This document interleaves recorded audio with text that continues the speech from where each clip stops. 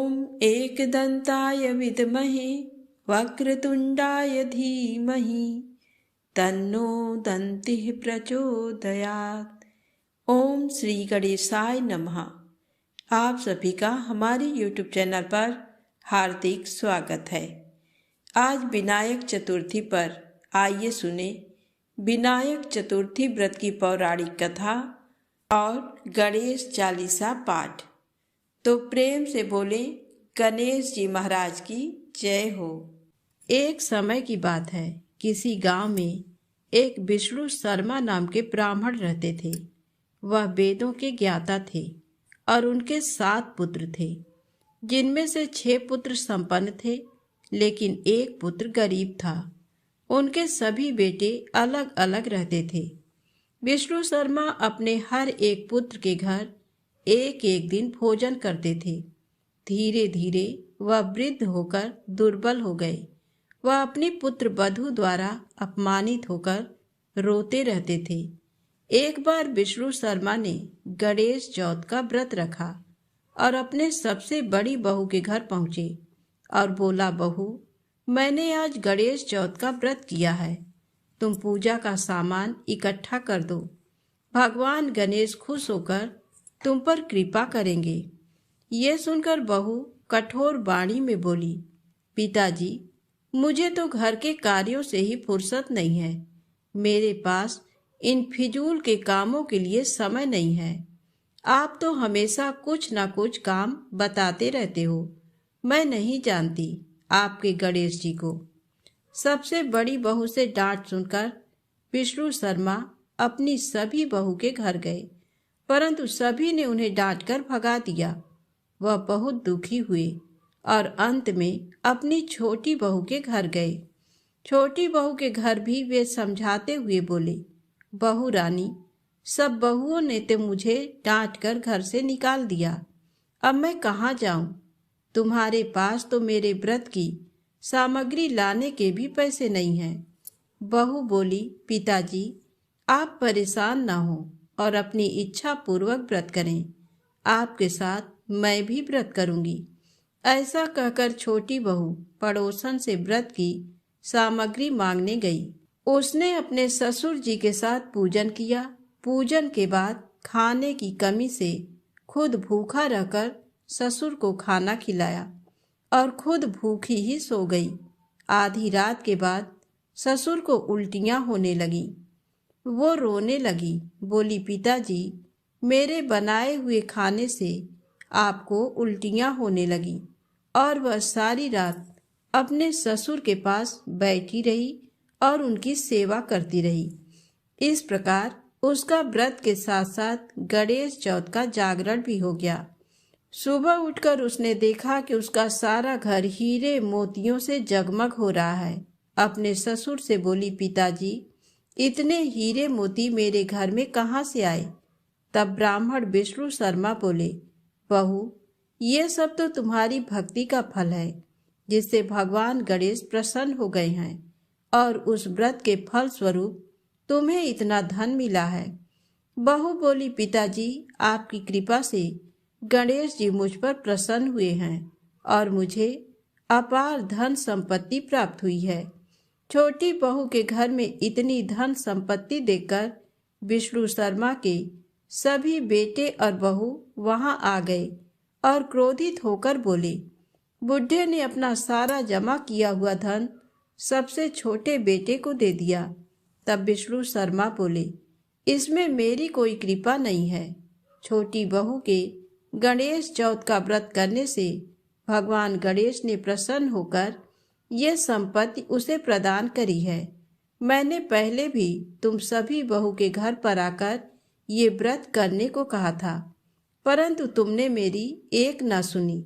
छोटी बहू ने मांग कर पूजा की सामग्री एकत्रित की, ये व्रत करा और इसकी सच्ची भक्ति से प्रसन्न होकर गणेश जी ने इसे अपार संपत्ति प्रदान की है। तो प्रेम से बोले, गणेश जी भगवान की जय हो। अब आइए सुने चौथ व्रत की अगली कहानी। एक गांव में एक वृद्धा रहती थी। उसकी बहू थोड़ी सी पागल जैसी रहती थी। उसे भूख बिल्कुल सहन नहीं होती थी। वह रोज सुबह उठकर पहले खाना खाती थी, फिर दूसरा काम करती थी। एक दिन उनके यहाँ पूजा होनी थी और पूजा के लिए खाना बनाना था। तो वृद्धा ने सोचा कि ये तो सुबह उठकर सबसे पहले खाऊं खाऊं करेगी और सारा खाना जूठा कर देगी। तो वृद्धा ने एक उपाय सोचा। उसने पानी के मटके के नीचे एक छेद कर दिया और बहू से कहा कि आज पूजा है, तू सुबह से खाऊं खाऊं मत करना। तू पहले पानी भर ला, फिर कुछ खा पी लेना। बहू ने सास से कहा कि ठीक है माँ, और वह पानी भरने के लिए चली गई।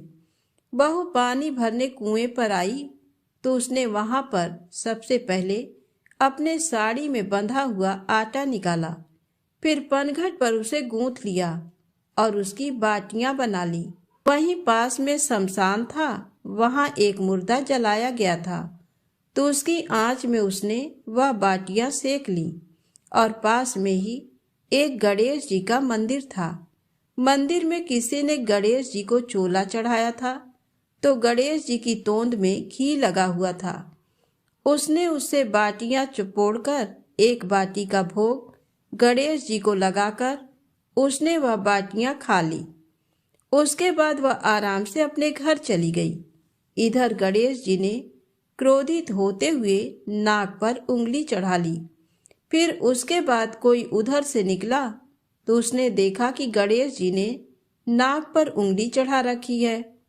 तो उसने गांव में जाकर सबसे कह दिया कि गणेश जी ने नाक पर उंगली चढ़ा ली। अब गणेश जी की नाक पर से उंगली उतारने के लिए सभी लोग प्रयास करने लगे। कोई गणेश जी के पाठ करने लग गया, कोई हवन कर रहा है ताकि गणेश जी नाक पर से उंगली हटा लें, पर गणेश जी ने नाक पर से उंगली नहीं हटाई। अब ये बात राजा तक पहुंच गई। राजा ने बड़े बड़े पंडित और ज्योतिष बुलवाए, पर वह भी गणेश जी की नाक से उंगली नहीं हटा पाए। अब राजा ने पूरे राज्य में मुनादी करवा दी कि जो भी गणेश जी की नाक पर से उंगली हटाएगा उसे 5 गांव की जागीर दे दी जाएगी। अब राज्य में सभी लोग अपनी अपनी तरफ से प्रयास करने लगे, पर गणेश जी ने नाक से उंगली नहीं हटाई। सभी लोग थक हार गए। आखिर में बुढ़िया की बहू बोली कि माँ, आप कहो तो मैं गणेश जी की नाक से उंगली हटा सकती हूँ। तो वृद्धा हंसने लगी कि बड़े बड़े पंडित और ज्योतिष गणेश जी की नाक से उंगली नहीं हटा पाए, तुम कैसे हटा दोगी? परंतु हो सकता है कि ऐसा हो जाए। तभी एक आदमी ने कहा कि एक बार इसे भी मौका दो, इसे भी प्रयास कर लेने दो, हो सकता है कि ये गणेश जी की नाक पर से उंगली हटा दे। बहू ने कहा, पर मेरी एक शर्त है कि मेरे घर से गणेश जी के मंदिर तक एक बड़ा पर्दा लगाया जाए। तो लोगों ने कहा ठीक है, और घर से मंदिर तक पर्दा लगवा दिया। अब बहू ने अपने घाघरे में धोना यानी कपड़े धोने का हथियार छिपाकर मंदिर गई। मंदिर में धोना निकालकर गणेश जी से बोली, कार्य कार्य गणेशिया। अपने घर से आटा लाई, पनघट पर आटा गूथा, मरे मुर्दे की आग पर बाटियां सेकी, तुम्हारी तोंद से जरा सा घी ले लिया तो तूने नाक पर उंगली चढ़ा ली। नाक पर से उंगली हटा रहा कि नहीं? नहीं तो दूं एक धोना, अभी तुम्हारे टुकड़े टुकड़े हो जाएंगे। बहू की बात सुनकर गणेश जी डर गए। उन्होंने सोचा कि ये तो बावली है, मार देगी तो क्या करेंगे, का कोई भरोसा नहीं है। और गणेश जी ने फट से नाक पर से उंगली हटा ली। पूरे गांव में वृद्धा की बहू की जय जयकार होने लगी कि बुढ़िया की बहू ने गणेश जी की नाक से उंगली हटवा दी। राजा ने अपने आदेश अनुसार 5 गांव जागीर में दिए। हे गणेश जी महाराज, जैसे उस बुढ़िया की बहू के टूटे वैसे सबके टूटे।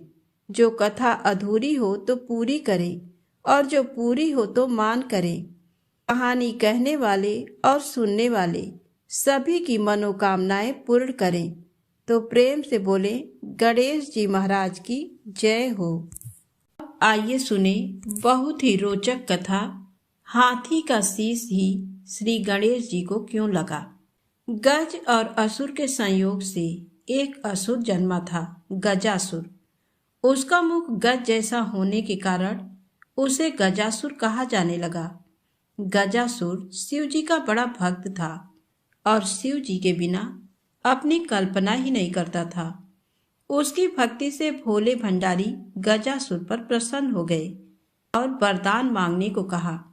गजासुर ने कहा, प्रभु आपकी आराधना में कीट पक्षियों द्वारा होने वाले विघ्न से मुक्ति चाहिए, इसलिए मेरे शरीर से हमेशा तेज अग्नि निकलती रहे, जिससे कोई मेरे पास न आए और मैं निर्विघ्न आपकी आराधना करता रहूं।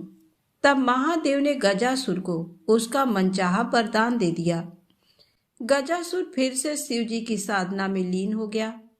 हजारों साल के घोर तप से शिव जी फिर प्रकट हुए और कहा, तुम्हारे तप से प्रसन्न होकर मैंने तुम्हें मनचाहा वरदान दिया था। मैं फिर से प्रसन्न हूँ, बोलो अब क्या मांगते हो। गजासुर कुछ इच्छा लेकर तो तप कर नहीं रहा था, उसे तो शिव आराधना के सिवा और कोई काम पसंद ही नहीं था। लेकिन प्रभु ने कहा कि वरदान मांगो, तो वह सोचने लगा। गजासुर ने कहा, वैसे तो मैंने कुछ इच्छा रखकर तप नहीं किया, लेकिन आप कुछ देना ही चाहते हैं तो आप कैलाश छोड़कर मेरे उदर यानी मेरे पेट में ही निवास करें। भोले भंडारी गजासुर के पेट में समा गए। माता पार्वती ने उन्हें खोजना शुरू किया, लेकिन वह कहीं मिले ही नहीं। उन्होंने विष्णु जी का स्मरण कर शिव जी का पता लगाने को कहा। श्री हरि ने कहा, बहन आप दुखी ना हो, भोले भंडारी से कोई कुछ भी मांग ले तो दे देते हैं। वरदान स्वरूप वह गजासुर के उदर में वास कर रहे हैं। श्री हरि ने एक लीला की। उन्होंने नंदी बैल को नृत्य का प्रशिक्षण दिया और फिर उसे खूब सजाने के बाद गजासुर के सामने जाकर नाचने को कहा। श्री हरि स्वयं एक ग्वाले के रूप में आए और बांसुरी बजाने लगे। बांसुरी की धुन पर नंदी ने ऐसा सुंदर नृत्य किया कि गजासुर बहुत प्रसन्न हो गया। उसने ग्वाला वेशधारी श्री हरि से कहा, मैं तुम पर प्रसन्न हूँ। इतने साल की साधना से मुझ में वैराग्य आ गया था। तुम दोनों ने मेरा मनोरंजन किया है, कोई वरदान मांग लो। श्री हरि ने कहा, आप तो परम शिव भक्त हैं। शिव जी की कृपा से ऐसी कोई चीज नहीं जो आप हमें न दे सके, किंतु मांगते हुए संकोच होता है कि कहीं आप मना न कर दें। श्री हरि की तारीफ से गजासुर स्वयं को ईश्वर तुल्य ही समझने लगा था। उसने कहा, तुम मुझे साक्षात शिव समझ सकते हो, मेरे लिए संसार में कुछ भी असंभव नहीं। तुम्हें मनचाहा वरदान देने का वचन देता हूँ। तब श्री हरि ने फिर कहा, आप अपने वचन से पीछे तो नहीं हटेंगे। तब गजासुर ने धर्म को साक्षी रखकर हामी भरी तो श्री हरि ने उससे शिव जी को अपने उदर से मुक्त करने का वरदान मांगा। गजासुर वचनबद्ध था।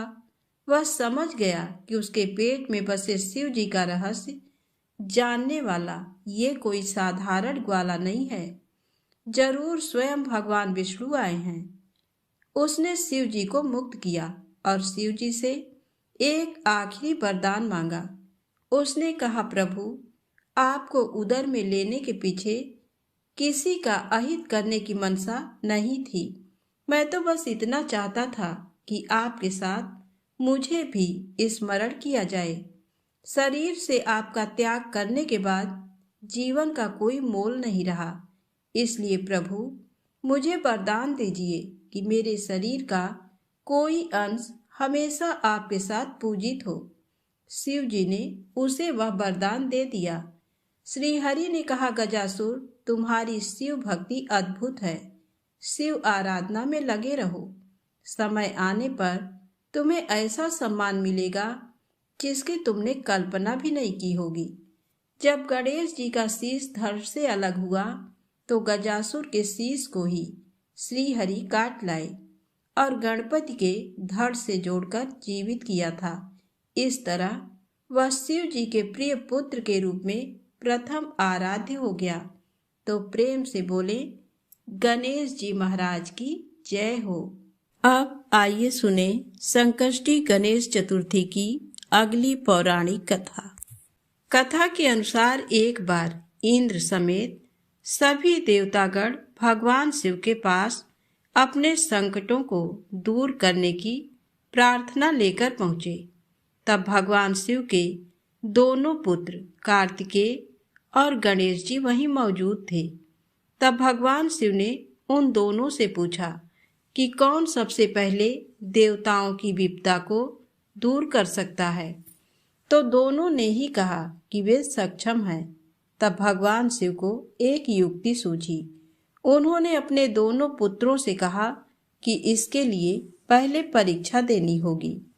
शिव जी ने कहा कि जो सबसे पहले इस पृथ्वी की परिक्रमा करके हमारे पास आ जाएगा उसे ही देवताओं का संकट दूर करने के लिए भेजा जाएगा। परीक्षा की बात सुनकर भगवान कार्तिकेय अपने वाहन मयूर पर सवार हो गए और पिता से आज्ञा लेकर पृथ्वी की परिक्रमा के लिए निकल पड़े। उधर गणेश जी बड़े ही सोच में पड़ गए कि उनका वाहन तो मूषक है, इससे पूरी पृथ्वी की परिक्रमा संभव नहीं है। तब गणेश जी के मन में एक विचार आया।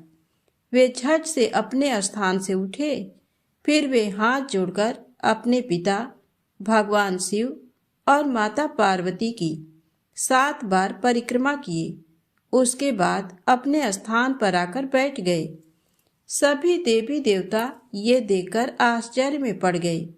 कुछ समय बाद कार्तिकेय जी पृथ्वी की परिक्रमा करके कैलाश पर आए और स्वयं को विजेता घोषित करने लगे। इसी बीच शिव जी ने गणेश जी से पूछा कि तुमने पृथ्वी की जगह अपने माता पिता की परिक्रमा क्यों की। इस पर गणेश जी ने कहा कि माता पिता के चरणों में ही समस्त लोक बसता है। छोटे पुत्र का उत्तर सुनकर शिव जी बड़े प्रसन्न हुए। उन्होंने गणेश जी को देवताओं का संकट दूर करने के लिए भेजा। महादेव ने गणेश जी को वरदान दिया कि जो भी व्यक्ति चतुर्थी के दिन तुम्हारी पूजा करके रात्रि में चंद्रमा को अर्घ्य देगा उसके सभी पाप मिट जाएंगे, विपदाएं दूर होंगी और समस्त मनोकामनाएं पूरी होंगी। जीवन में सुख और समृद्धि में वृद्धि होगी। इस व्रत कथा को पढ़ने के बाद गणेश जी से प्रार्थना करें कि हे गणेश जी महाराज, आप हमारे संकटों को दूर करके जीवन में सुख और समृद्धि दें। तो प्रेम से बोले गणेश जी महाराज की जय हो। अब आइए सुने चौथ माता की पौराणिक कथा। एक बार एक शहर में एक व्यापारी रहा करता था। व्यापारी बहुत ही आलसी किस्म का इंसान था। उसके पास उसके दादा परदादा की कमाई हुई दौलत उसको विरासत में मिली थी, जिसके कारण वह व्यापारी कोई काम धंधा नहीं किया करता था। व्यापारी का एक बेटा था जो व्यापारी की तरह काम धंधा नहीं करता था और बहुत आलसी था। व्यापारी ने अपने बेटे का विवाह एक अच्छी, सुंदर और सुशील कन्या से किया था। विवाह होने के बाद भी व्यापारी का बेटा कुछ नहीं करता था। वह घर पर आलसी बना पड़ा रहता था। व्यापारी के बेटे की पत्नी जब भी बाहर कूड़ा फेंकने के लिए जाती थी, तब उससे उसके पड़ोस में रहने वाली महिला उससे पूछती थी कि आज तुमने खाने में क्या खाया। पड़ोसी महिला की बात सुनकर व्यापारी के बेटे की पत्नी उस महिला से कहती है कि मैंने आज खाने में ठंडी ठंडी और बासी रोटी खाई है, और वह ये बोलकर अंदर आ गई। जब भी व्यापारी के लड़के की पत्नी कूड़ा फेंकने बाहर आती तो पड़ोस में रहने वाली महिला उससे रोज यही पूछने लगी, और व्यापारी की बहू बस यही जवाब देती थी कि ठंडी ठंडी और बासी रोटी खाई है। एक दिन अचानक से जब व्यापारी के लड़के की पत्नी कूड़ा फेंकने के लिए बाहर आई, तब पड़ोस में रहने वाली महिला ने उससे पूछा कि आज तुमने खाने में क्या खाया। तब लड़के की पत्नी ने बताया कि ठंडी ठंडी बासी रोटी खाई है। तो ये बात व्यापारी की बेटे ने सुन ली, जिसके बाद व्यापारी का बेटा अपनी माँ के पास आया और उससे कहने लगा कि माँ, तुम तो हम लोगों को रोज गर्म और ताज़ा खाना खिलाती हो, लेकिन मेरी पत्नी बाहर जाकर पड़ोस में रहने वाली महिला से बोलती है कि उसने आज ठंडी और बासी रोटी खाई है। मेरी पत्नी ऐसा क्यों बोलती है? तब लड़के की माँ ने कहा कि बेटा, मैं तो तुम लोगों के सामने ही गर्म खाना तुम लोगों को खिलाती हूँ। पता नहीं तुम्हारी पत्नी ऐसा क्यों सभी लोगों से बोलती है। तब लड़के की माँ ने कहा, अगर तुमको मेरी बातों पर भरोसा नहीं है तो कल तुम खुद ही देख लेना कि मैं कैसा खाना तुम सभी को खिलाती हूँ और तुम्हारी पत्नी को देती हूँ। लड़के ने कहा, ठीक है। व्यापारी के लड़के ने सच्चाई जानने के लिए एक नाटक किया। व्यापारी के बेटे ने अपनी तबीयत खराब होने का नाटक करने लगा। वह पलंग में जाकर चद्दर ओढ़कर लेट गया और चद्दर में से चुपचाप सब कुछ देखने लगा। और जब लड़के की माँ ने सभी को खाना परोसा, तब उसने देखा कि मेरी माँ ने तो गर्म खाना ही मेरी पत्नी को खिलाया है। मेरी माँ तो एकदम सत्य बोल रही है। जैसे ही उसकी पत्नी खाना खाकर उठी तो वह लड़का अपनी पत्नी के पीछे पीछे गया और उसने देखा कि जब उसकी पत्नी कूड़ा फेंकने के लिए बाहर गई है, तब पड़ोस में रहने वाली महिला ने उससे एक बार फिर से वही पूछा कि आज तुमने खाने में क्या खाया है। जिसके बाद उसकी पत्नी ने एक बार फिर से उस पड़ोसी महिला को वही बताया जो वह हर बार बताती आई थी कि आज मैंने ठंडी और बासी रोटी खाई है। अपनी पत्नी की ये करतूत देखकर उसने अपनी पत्नी से कहा कि मेरी माँ तो तुम्हें रोज गर्म खाना ही खिलाती है, तो तुम पड़ोसी को क्यों बोलती हो कि वह तुमको ठंडा और बासी खाना खिलाती है। लड़के की पत्नी बहुत बुद्धिमान और चालाक थी।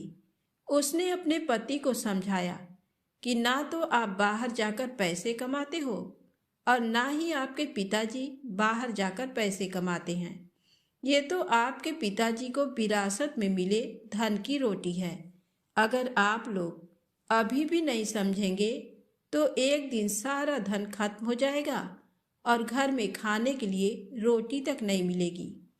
लड़के को अपनी पत्नी की बात सुनकर समझ में आ जाता है कि वह सही बोल रही है। अगर मैंने अभी धन नहीं कमाया तो आगे बहुत बड़ी दिक्कत हो सकती है।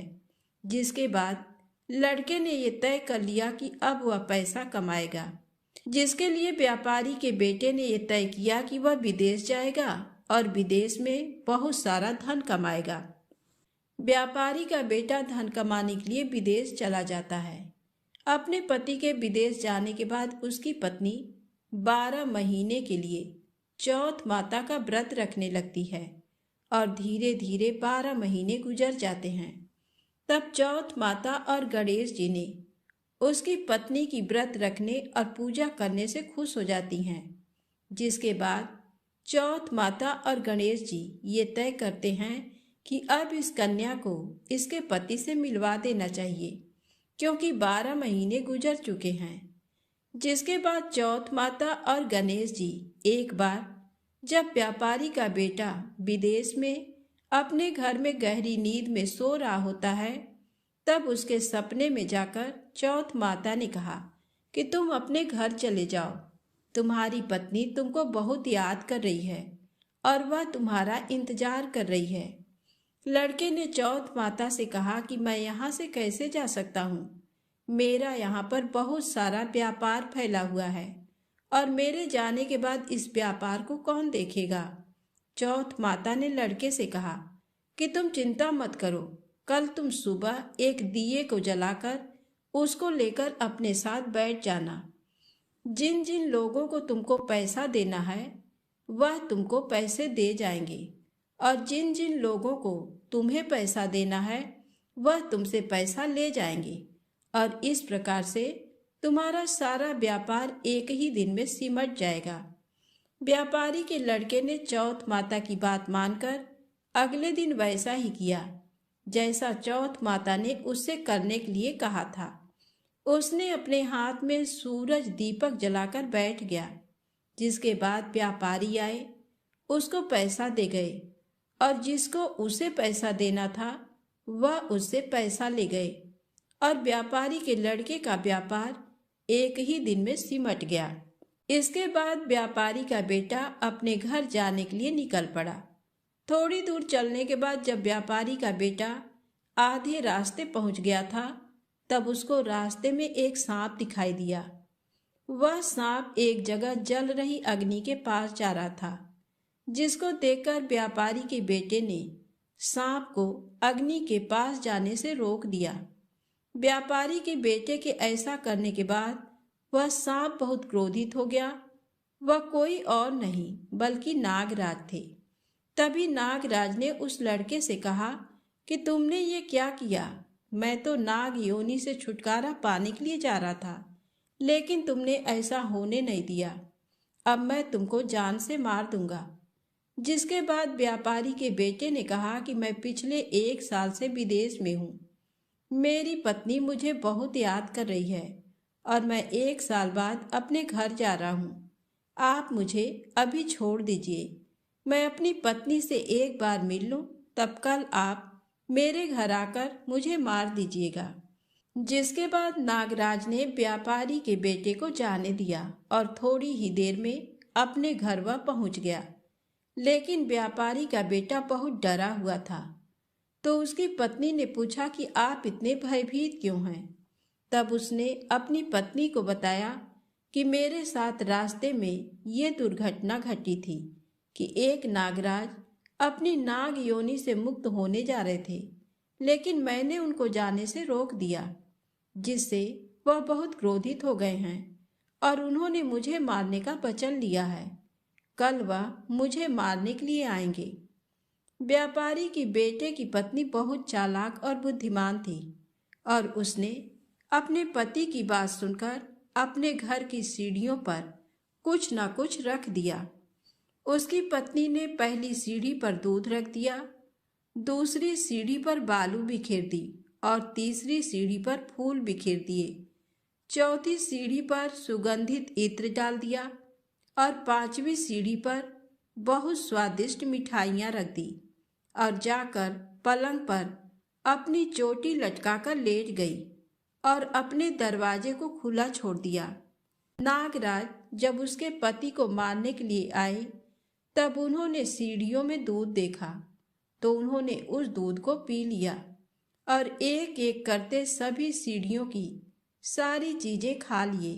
और तब उन्होंने बोला कि व्यापारी, तुमने मुझे बहुत प्रसन्न किया है, लेकिन मैंने तुमको वचन दिया है कि मैं तुमको मारूंगा जरूर।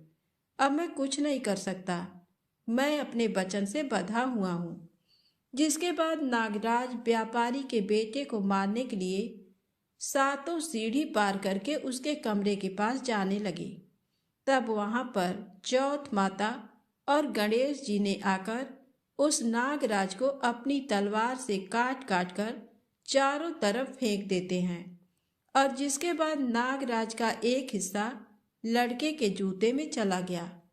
नागराज ने कहा, मैं यहीं छुपा रहूंगा और कल जब सुबह वह व्यापारी जूता पहनेगा तब मैं उसको काट लूंगा। लेकिन तभी अचानक से वहां पर बहुत सारी चींटियां आ गईं और उन्होंने नागराज को देखा कि जूते के अंदर हैं।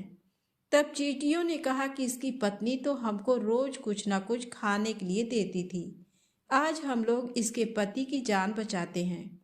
चींटियों ने नागराज को खा लिया। चींटियों के खाने के बाद चारों तरफ खून ही खून फैल गया था।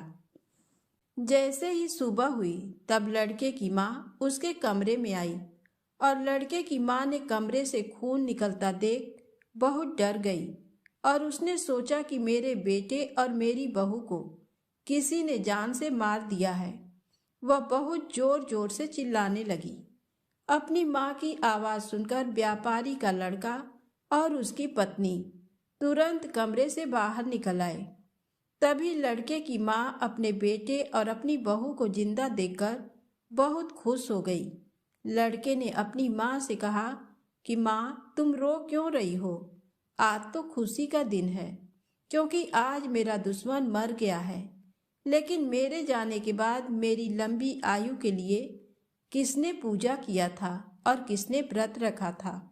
तब लड़के की माँ ने कहा कि बेटा, मैंने तो कोई व्रत नहीं रखा था। तब लड़के ने अपनी पत्नी से पूछा कि तुमने व्रत रखा था? तब उसकी पत्नी ने कहा कि हाँ जी, मैंने आपके जाने के बाद 12 महीने तक चौथ माता की पूजा की थी। उन्हीं ने आपकी जान बचाई है। तभी लड़के की माँ ने लड़के से कहा कि मैं तो तुम्हारी पत्नी को रोज खाना देने जाती थी, तब इसने 12 महीने व्रत कैसे रख लिया? तुम्हारी पत्नी झूठ बोल रही है। मैं रोज उसको खाने के लिए 4 रोटी देती थी, तो ये मैं कैसे मान लूं कि तुम्हारी पत्नी ने व्रत रखा था? तब लड़के की पत्नी ने बताया कि माँ जी, मैं 1 रोटी गाय माता को खिलाती थी और 1 रोटी जमीन में गाड़ देती थी और 1 रोटी मेहतरानी को देती थी और बची हुई 1 रोटी रात में चंद्रमा को अर्घ देकर खाती थी। लेकिन तभी लड़के की माँ ने कहा, मैं तेरी बातों का विश्वास कैसे मान लूं? जिसके बाद लड़के की पत्नी ने कहा कि माँ जी, आप गाय माता से पूछ लो। जैसे ही गाय माता से पूछा ये बात सत्य है, तो गाय माता बहुत जोर जोर से हंसने लगी और उनके मुंह से पलाश के फूल गिरने लगे, जिससे ये बात सच साबित हुई।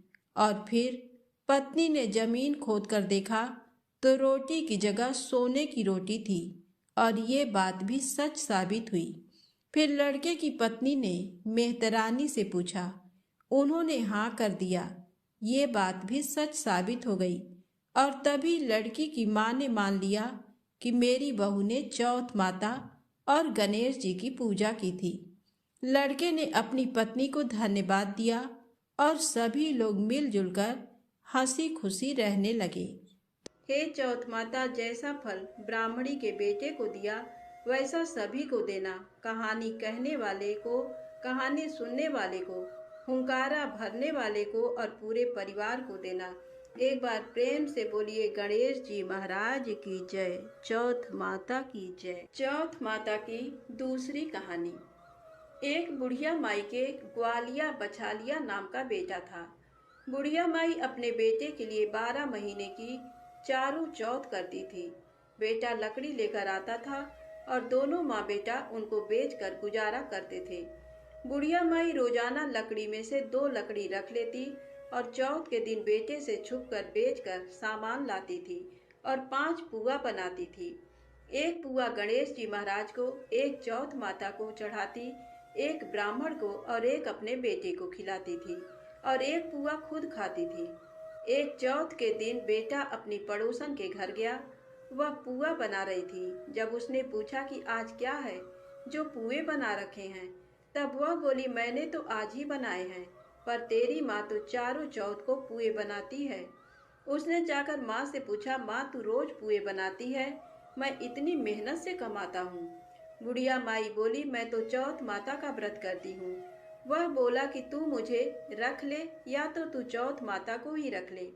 बुढ़िया माई बोली, मैं तो तेरे लिए ही चौथ का व्रत करती हूँ, इसलिए मैं तुझे छोड़ सकती हूँ, पर चौथ माता को नहीं। जब बेटा घर से जाने लगा तो बुढ़िया माई बोली, तू जा रहा है तो मेरे हाथ में से ये आखा लेते जा, जहाँ संकट आए वहाँ ही पूर देना। बेटे ने सोचा बात झूठी है, पर ले चलने में क्या बुराई है। वह चलने लगा और वह थोड़ी दूर पहुंचा ही था कि उसने देखा कि खून की नदी बह रही थी। कहीं से भी रास्ता नहीं मिला, तो आँखा पूर कर बोला कि चौथ माता, अगर तू सच्ची है तो रास्ता हो जाए। ऐसा कहते ही झट से रास्ता मिल गया। आगे गया तो घनघोर अंधेरा उजाड़ फैला हुआ था।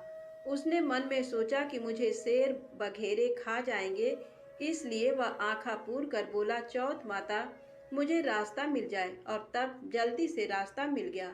वह आगे चला गया। जाते जाते एक राजा की नगरी में पहुंचा।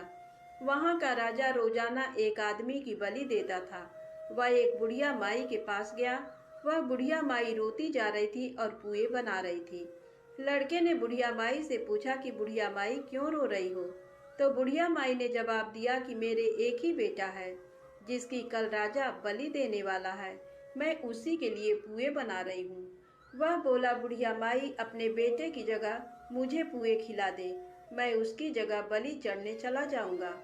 बुढ़िया माई ने कहा कि मैं दूसरे के पुत्र को कैसे भेज सकती हूँ, लेकिन वह नहीं माना तो बुढ़िया माई ने उसको पुए खिला दिए। अगले दिन जब राजा का संदेश आया तो बुढ़िया माई ने सोचा कि मैं कैसे दूसरे के बेटे को बलि चढ़ने के लिए भेज सकती हूँ, मैं ऐसा नहीं कर सकती। लेकिन बाहर की आवाज़ सुनकर वह जाग गए और राजा के आदमियों के साथ चला गया। वहाँ मटके पकाने का, जिसमें कुम्हार मटके को पकाता है, आवा बना हुआ था, जो एक मनुष्य का भोग लेने के बाद ही उसमें आवा पकते थे। उन सब ने मिलकर सबको आवा में चुन दिया। वह आंखा पूर कर हाथ में बैठ गया। एक दिन में ही आवा पक गया और मिट्टी के घड़े सोने चांदी के बन गए। वहाँ एक जमादारनी झाड़ू लगा रही थी। तब झाड़ू से एक कंकड़ उछलकर उन बर्तनों से जा टकराया। तब जमादारनी ने राजा को जाकर बताया कि आपका आवा तो पक गया है। तब राजा ने सोचा कि आवा तो 8 दिन में पकता है, आज एक ही दिन में कैसे पक गया। जब जाकर देखा तो वहां पर तो मिट्टी के मटके की जगह हीरे मोती और सोने चांदी के कलश हो गए। अंदर से आवाज आई कि धीरे से उतारो, अंदर आदमी है। आवाज को सुनकर राजा के आदमी डर गए कि अंदर कौन सा भूत प्रेत आ गया। फिर वह बोला कि डरो मत, मैं तो सिर्फ एक आदमी हूँ जिसको तुमने अंदर चुना था। देखा तो अंदर हरे हरे जवारे उग रहे थे। राजा ने पूछा कि तू अंदर जीवित कैसे बच गया? तब उसने बताया कि मेरी माँ चौथ का व्रत करती है। जब मैं घर से निकला था तो मेरी माँ ने मुझे आंखें दिए थे। मैं उन्हीं को पूर कर बैठ गया और चौथ माता के कारण बच गया। जब राजा ने कहा कि मैं तेरे को एक घोड़े पर बैठाकर सांकल में बांध देता हूँ, यदि वह सांकल खुलकर मेरे बन जाएगी तो मैं चौथ माता को सच्ची मान लूंगा। तब वह आंखें पूर कर बैठ गया और चौथ माता से कहने लगा, हे चौथ माता, अब तुम ही मेरी लाज बचाना। तब सांकल खुलकर राजा के बन गई। राजा ने अपनी बेटी की शादी उस लड़के से कर दी और बहुत सा धन दौलत देकर विदा किया। पड़ोसन बोली कि माई तेरे बेटे बहू आए हैं। जब छत पर चढ़कर देखा तो सच में बहू बेटे आ रहे थे। हे चौथ माता, जैसे आपने बुढ़िया और उसके बेटे पर कृपा बनाई वैसे सभी पर कृपा बनाना। प्रेम से बोले गणेश जी महाराज की जय हो, चौथ माता की जय हो। आप आइए सुने गणेश जी की पूजा की महिमा और गणेश चालीसा पाठ। प्राचीन समय की बात है। एक बड़ा गांव था। उस गांव में एक घर के अंदर एक बूढ़ी औरत और उसका पति रहा करते थे। उस औरत के 7 बेटे थे, जिनमें से 6 बेटों का विवाह हो चुका था। 7 बेटों में से एक विदेश में कमाने के लिए गया हुआ था। बाकी बेटे वहीं पर आसपास काम करके अपने घर को चलाते थे। वह बुढ़िया हर सप्ताह बुधवार का व्रत करती थी और हर बुधवार को कुछ न कुछ दान किया करती थी। वह बुधवार का व्रत बहुत सावधानी, पूरे नियम और विधि के साथ किया करती थी। व्रत करते करते बहुत समय बीत गया और उसके व्रत और दान करने के कारण उनकी बहुएं बहुत परेशान हो गईं। इस कारण उसकी बहुएं सभी साथ होकर उसे उस घर से निकालने के बारे में सोचने लगीं। और एक दिन उसकी बहुओं ने अपने सास और ससुर को घर से निकाल दिया था। बुढ़िया और उसका पति दोनों ही वहां से चले गए और चलते चलते एक नगर में पहुंचे। वहां पर पहुंचे तो रात हो चुकी थी। दोनों ने सोचा कि अब रात भर यहीं पर आराम करना होगा, इस कारण वे दोनों पास में ही एक पीपल का पेड़ था, वहां पर जाकर आराम करने के लिए रुक गए थे। कुछ समय बीत जाने के बाद बुढ़िया के पति को भूख लगी। इस कारण वह बुढ़िया को कहता है कि मुझे भूख लगी है, कहीं से रोटी का इंतजाम करना होगा। तभी बुढ़िया को एक घर दिखा। बुढ़िया ने अपने पति से कहा, चलो वहां पर चलकर पता लगाते हैं, वहां पर कोई होगा जो हमारी सहायता कर देगा। इतना कहकर दोनों वहां से उस हवेली की ओर चल पड़े। वहां जाकर दोनों ने देखा कि हवेली में ताला लगा हुआ था और साथ में उसके पास चाबी का गुच्छा रखा था। दोनों ने बहुत देर तक सोचा कि अंदर जाना चाहिए कि नहीं। बाद में दोनों ने ताला खोला तो ताला खुल गया। दोनों अंदर गए और हवेली के अंदर दरवाजे के पास ही लाइट जलाने का बोर्ड लगा था। उन्होंने लाइट जलाई तो देखा कि हवेली बहुत चमक रही थी और उसके अंदर बहुत बड़ा एक हॉल था। एक खाना खाने की टेबल थी और बहुत सारे कमरे थे। दोनों ये देखकर हैरान हो गए कि इतना बड़ा घर है। दोनों ने सोचा कि भगवान गणेश जी ने हमें ये घर रहने के लिए दिया है। बुढ़िया ने देखा कि वहां उस घर में भगवान गणेश जी का मंदिर है। वह वहां पर गई और भगवान को धन्यवाद कहा। तो भगवान गणेश जी ने कहा कि हे बुढ़िया माई, मैं तेरे इस व्रत करने से प्रसन्न हो गया हूँ, इस कारण मैंने तुम्हें ये घर रहने के लिए दिया है। इतना कहकर वे वहां से चले गए। दोनों पति पत्नी ने खाना खाया और खाना खाने के बाद वहीं सो गए। कुछ दिन बीत जाने के बाद बुढ़िया ने सोचा कि गणेश जी की कृपा से हमें सब कुछ मिला, बस एक गाय और होती तो अच्छा रहता। ये सोचते हुए वह सोने के लिए चली गई और रात को बुढ़िया माई को एक गाय की आवाज सुनाई दी।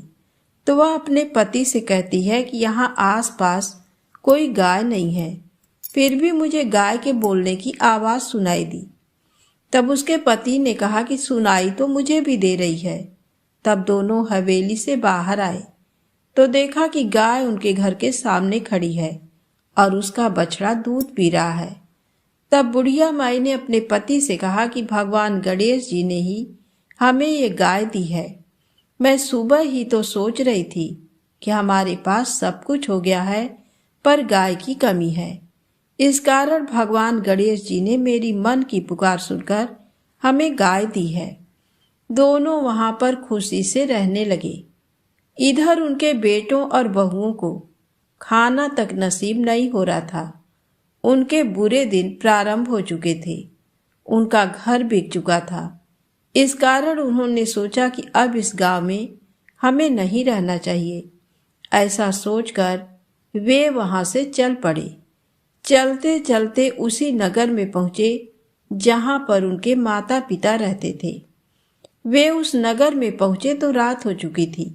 वहां पर उसी पीपल के पेड़ के नीचे आराम करने के लिए रुक गए थे, जिसके नीचे उनके माता पिता रुके थे। रात को वहां पर उन्हें नींद आ गई थी और जब सुबह हुई तो उनके साथ छोटे बच्चे थे। वे अपने माता पिता से कहते हैं कि माँ, हमें भूख लग गई है, कुछ खाने को चाहिए। तब उनमें से छोटे भाई ने कहा कि मैं वो सामने जो हवेली दिख रही है उसमें से कुछ खाने के लिए लाता हूँ। वह उस हवेली में गया और दरवाजा खटखटाया तो उसकी माँ ने दरवाजा खोला। उसकी माँ ने अपने पुत्र को पहचान लिया था, पर उसके बेटे ने अपनी माँ को नहीं पहचाना और कहा कि माताजी, कल से बच्चे भूखे हैं, कुछ खाने के लिए मिल सकता है क्या? उसकी माँ ने कहा, हाँ जरूर, पर तुम्हारे साथ जो भी है उन्हें बुलाकर यहाँ ले आओ। वह अपने बड़े भाई और भाभियों को जाकर कहता है कि वहाँ पर एक माताजी रहती हैं, जिसने कहा है कि तुम्हारे साथ जो कोई है उसे यहाँ पर ले आओ और भोजन कर लो। इतना सुनकर उसकी बहुएं जल्दी से वहां पहुंच गईं। साथ में उनके पति व बेटे भी चले गए। जब वहां पर वे पहुंचे तो उस बुढ़िया माई ने उनसे कहा कि पहले स्नान कर लो। तो उनके बेटे व बहुओं ने कहा कि हमारे पास तो पहनने के लिए कुछ वस्त्र नहीं है, हम स्नान करके क्या पहने। तो वह बुढ़िया माई बोली, तुम कपड़ों के बारे में मत सोचो, मैं तुम्हें दे दूंगी। उसने उन्हें कपड़े लाकर दिए तो वे स्नान करके आए। तब बुढ़िया ने एक जगह पर सबको बैठाकर खाना परोसा। तो बुढ़िया माई के सबसे छोटे बेटे ने कहा कि माता जी, आपको देखकर मुझे मेरी माँ की याद आ गई। तब बुढ़िया माई ने कहा कि बेटे, अब कहाँ है तेरी माँ। तब वह बोला कि मेरी माँ इस दुनिया में नहीं है, वह मर चुकी है।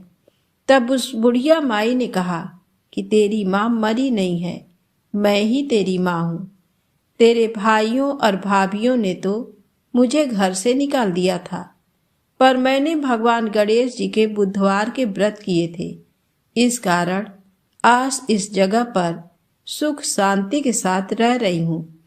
इतना सुनकर उसकी बहुओं ने कहा कि माता जी, हमें क्षमा कर दें। तब बुढ़िया ने कहा कि मैंने तो तुम्हें कब का क्षमा कर दिया था। और इस प्रकार भगवान गणेश जी का व्रत करने से सभी की मनोकामना अवश्य ही पूरी होती है और घर में सभी कार्य अच्छे होते हैं। तो प्रेम से बोले गणेश जी महाराज की जय हो। अब आइए सुने गणेश चालीसा पाठ। वक्रतुंड महाकाय सूर्यकोटि समप्रभा निर्विघ्नं कुरु मे देव सर्वकार्येषु सर्वदा। जय गणपति सद्गुण सदन कविवर बदन कृपा विघ्न हरण मंगल करण जय जय गिरिजाला। जय जय जय जय गणपति राजू मंगल भरण करण शुभ काजू। जय गजबदन सदन सुखदाता विश्व विनायक बुद्धि विधाता। वक्रतुंड शुचि सुंड सुहावन तिलक त्रिपुंड भाल मन भावन। राजित मणि मुक्तन उर्माला स्वर्ण मुकुट सिर नयन विशाला। पुस्तक पाणि कुठार त्रिशूलम मोदक भोग सुगंधित फूलम। सुंदर पीतांबर तन साजित चरण पादुका मुनि मन राजित। धन शिव सुवन सडानन भ्राता गौरी ललन विश्व विधाता। रिद्धि सिद्धि तव चमर डुलावे मूषक वाहन सोहत द्वारे। कहाँ जन्म शुभ कथा तुम्हारी अति सुचि पावन मंगलकारी। एक समय गिरिराज कुमारी पुत्र हेतु तप कीना भारी। भयो यज्ञ जब पूर्ण अनुपा तब पहुँचो तुम धरि द्विज रूपा। अतिथि जानी के गौरी सुखारी बहुविधि सेवा करी तुम्हारी। अति प्रसन्न हुए तुम वर दीन्हा मातु पुत्र हित जो तप कीन्हा। मिलहि पुत्र तुहि बुद्धि विशाला बिना गर्भ धारण यही काला। गणनायक गुण ज्ञान निधाना पूजित प्रथम रूप भगवाना। अस कही अंतर धान रूप हुए पलना पर बालक स्वरूप हुए। बनि शिशुरुदन जबहि तुम ठाना लखि मुख सुख नहीं गौरी समाना। सकल मगन सुख मंगल गावही नभते सुरन सुमन बरसावहीं, शंभु माँ बहुदान लुटावहीं। सुर मुनि जन सुत देखन आवहीं, लखियति आनंद मंगल साजा। देखन भी आए शनि राजा, निज अवगुण गुण शनि मन माही। बालक देखन चाहत नाही, गिरजा कछु मन भेद बढ़ायो। उत्सव मोर न शनि तुहि भायो, कहन लगे शनि मन सकुचाई। का करिहाँ शिशु मोहि दिखाई, नहीं विश्वास उमा कर भयऊ। शनि सो बालक देखन कहेऊ, पड़तहि शनि दृग कोड प्रकाशा। बालक सिर उड़ी गयो आकाशा, गिरिजा गिरी विकल होय धरड़ी। सो दुख दशा गयो नहीं वरड़ी, हाहाकार मचो कैलासा। शनि कीन्यो लखि सुत को नासा, तुरत गरुड़ चढ़ी विष्णु सिधाए। काटी चक्र सो गज सिर लाए, बालक के धड़ ऊपर धार्यो। प्राण मंत्र पढ़ शंकर डार्यो, नाम गणेश शंभु तब कीन्हे। प्रथम पूज्य बुद्धि निधि बर दीन्हे, बुद्धि परीक्षा जब शिव कीना। पृथ्वी की प्रदक्षिणा लीना, चले खटानन भरमि भुलाई। रची बैठे तुम बुद्धि उपाई, चरण मातु पितु के धर लीने। तिनके साथ प्रदक्षिण कीने, धनि गणेश कहि शिवहि हर से। नभते सुरन सुमन बहु बरसे, तुम्हरी महिमा बुद्धि बढ़ाई। शेष सहस मुख सकै न गाई, मैं मतिहीन मलिन दुखारी। करहु कवन विधि विनय तुम्हारी, भजत राम सुंदर प्रभु दासा। लख प्रयाग ककरा दुर्वासा, अब प्रभु दया दीन पर कीजय। अपनी शक्ति भक्ति कछु दीजय, श्री गणेश यह चालीसा। पाठ करें धर ध्यान, नित नव मंगल गृह बसे। लहे जगत सन्मान, संवत अपन सहस्र दस। ऋषि पंचमी दिने, पूरण चालीसा भयो। मंगल मूर्ति गणेश, ओम श्री गणेशाय नमः।